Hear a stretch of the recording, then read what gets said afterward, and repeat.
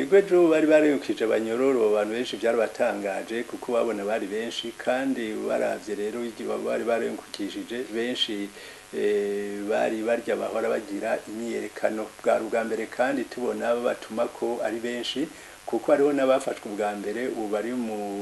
mabohero yo hagati mu gihugu hanovuga nk'Imuramvya kuva bakijayo mu minsi ya mbere y'ukwezi kwa mu minsi ya mbere y'imyerekano mu kwezi kwa kane gushika uno munsi nta sentare yaza kubumviriza ejo rero twebwe byaduhaye ikizero ko tubona batanguye kubahamagara babumviriza tukwimvira yuko ari intango yo kugira barekure kuko na kare twe tugira tuti nta caha bakoze mu kugira imyerekano ego harashobora kuba wakoze icaha katurira umuduga kica umuntu mugabo ivyo ntibica bihanirwa byose umwe wese ahanwa kuhanga kiwe ariko twe tukajya tuti rero nibaje kuba bose bafungiwe imyerekano mbere nivyo twari twasavye no mu biganiro yuko ikintu cya mbere